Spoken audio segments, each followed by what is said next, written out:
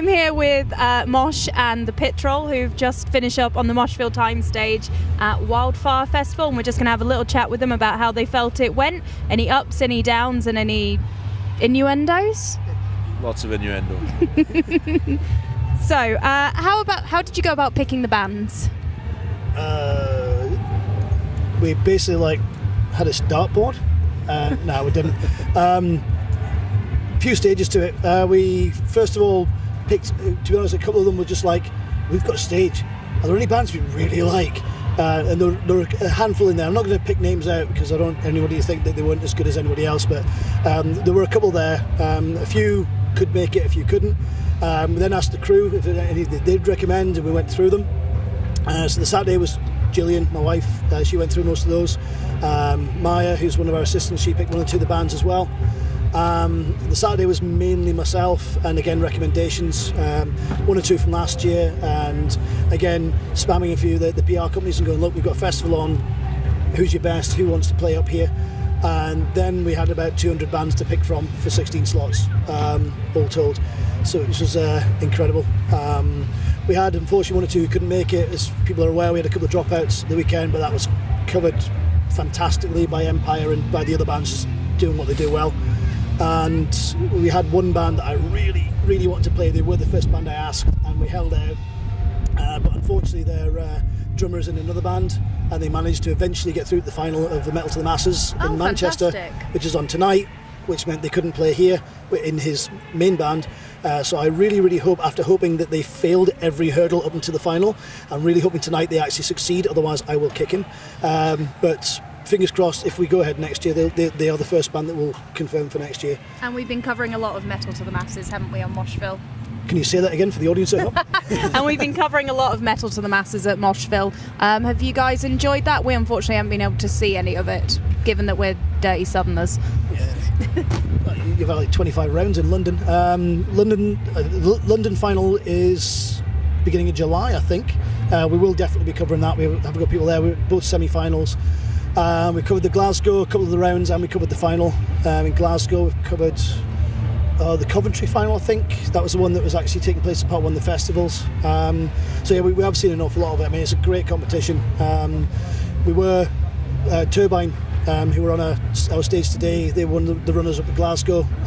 They were the opening band, I think, at Ivory Blacks. Just brilliant.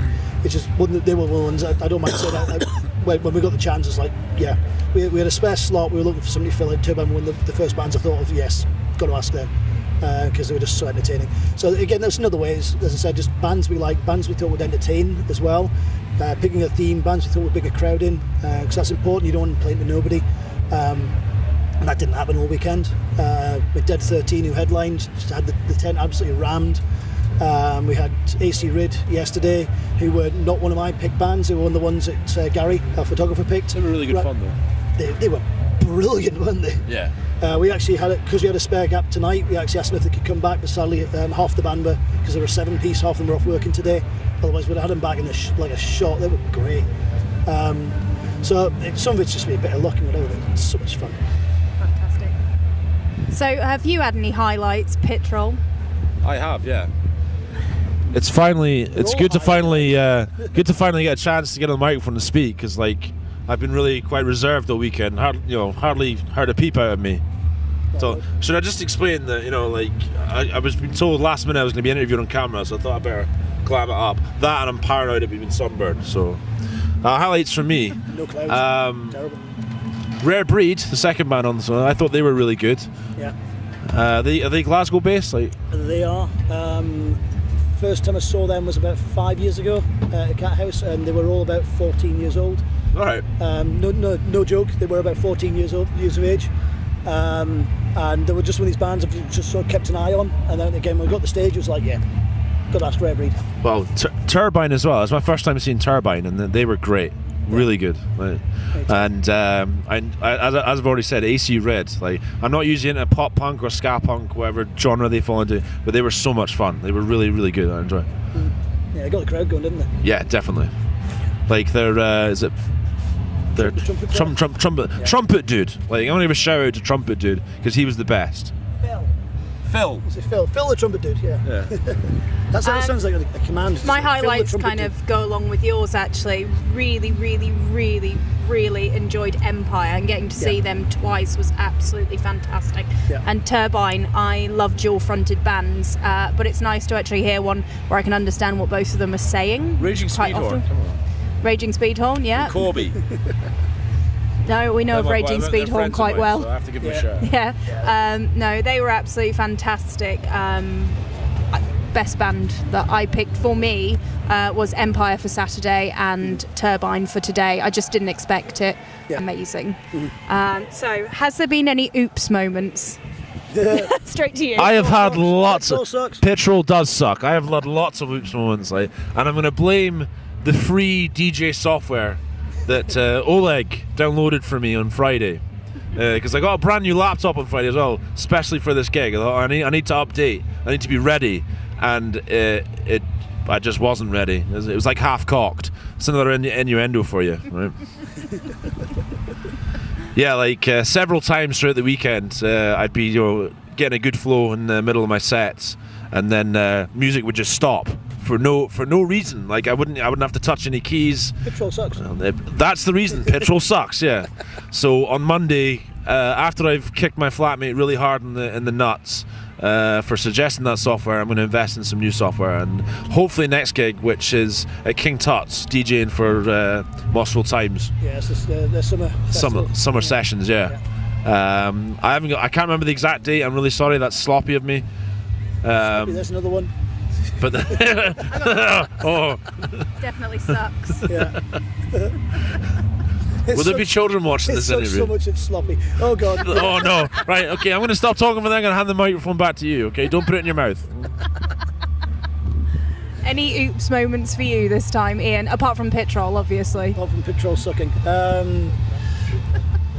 Honestly, really no. I mean, I would say that the awkward ones were Wildfire and Burning the Dream, unfortunately being unable to play, both for reasons of drummer breakage, very Spinal Tap, and in all seriousness, to both guys, get well soon. I know neither of them were the kind of people to just dodge off on a whim, but both of them are in hospital. But I wouldn't say any oops moments really. It's just been... but both of those were dealt with by other bands. Empire, as soon as they saw there was an empty slot, said, look, we're around, we loved playing yesterday, can we play it today? And yeah. So they squeezed in Turbine in the Dead 13 and Agent very kindly adjusted their sets ever so slightly and played on a little bit longer than we'd given them, which we're obviously very happy to do, so it meant we had a little bit less dead time on the stage. Rock and roll. There's a problem, people fixed it. Let's not make a big scene about it. But no, I wouldn't say any oops moments because the bands have just been so good. Everybody was professional. They turned up with the kit they needed. The changeover time we were concerned about, 20 minutes on a stage. The bands were off in 5 and 6. The next band was on in 10. They had time to spare. And a shout out to the sound guys. I'd say one of the big oopses was, and it wasn't an oops, was turning up on Friday and seeing our stage being a tent. And that was it.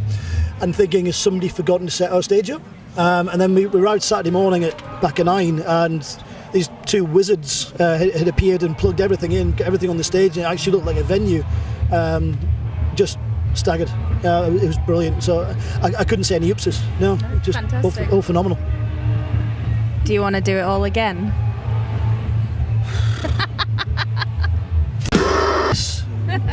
Yes, we don't know what's going on with Wildfire next year because Dave runs it year to year and it changes a little bit. The layout, he's moved venue once before. My wife actually said to me yesterday, day before, Dave asked you next year, you're just going to say no, aren't you, because there's so much work. And I just looked at him and went, no, it wasn't. I just sent some emails and some bands turned up. It was dead easy. Without a doubt, the buzz. When we set our stage up on Saturday morning before a band had played, and the banners at the back with the company name on it and the logo that Andy Pilkington of Very Metal Art did for us, cheers Andy, it was just, I do not mean this lightly, that was a bigger buzz than when I bought my first house. When I walked in and got the keys to my first house, I had a little bit of a buzz. That was more. And then when Empire were playing and opening the main stage the first day, and we had such a crowd for them, and the sound was incredible because it's aforementioned wizards.